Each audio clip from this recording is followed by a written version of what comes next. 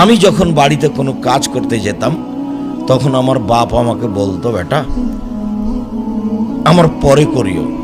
গরুটা যদি আমি এক খোঁটা, খোঁটা বুঝেন কিনা জানি না, এক খোঁটা থেকে যখন আর এক খোঁটা নিয়ে যেতাম, এখানে বাঁধা আছে, এখান থেকে খুলে ওখানে নিয়ে যেতাম, তখন আমার বাপ আমাকে বলতেন, বেটা ওটা আমি করব। তোমাকে যদি কোনো কাজ করে খেতে হয় তাহলে আমার পরে খায়। আমার বাপের একটা কথা আমার সারা জীবনকে এক পাল্লায় দিলে সমান হবে না। বেটা যদি তোমাকে কাজ করে খেতে হয় তাহলে আমার পরে খায়।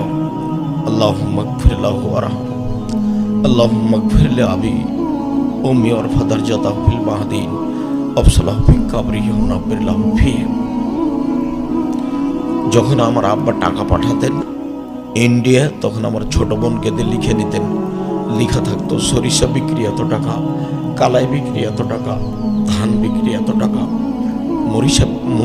মসুরি বিক্রি এত টাকা, মোট 1000 টাকা পাঠালাম।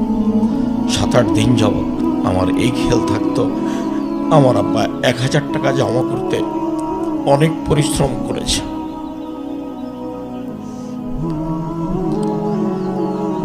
আমি ধান্দাটা আমার মাথায় লেগে থাকতো।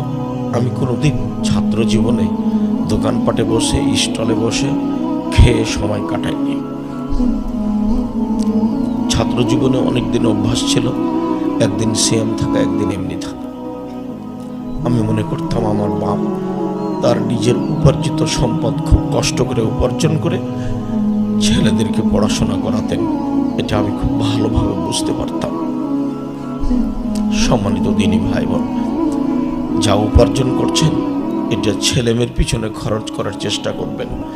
ছেলে মেয়ে যদি লেখাপড়া করে মানুষ হয়, ছেলে মেয়েকে যদি মানুষের মতো মানুষ করে রেখে যেতে পারেন, তাহলে পৃথিবীতে অনেক একটা বড় সম্পদ রেখে গেলেন।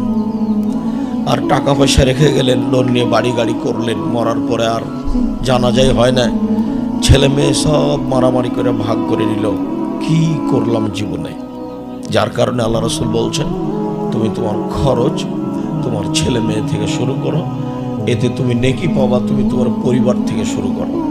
কোনো সময় মনটা খাটো করবেন না ছেলে মেয়ের পিছনে পয়সা খরচ করার। ছেলে মেয়েকে মানুষ করতে হবে মানুষের মতো।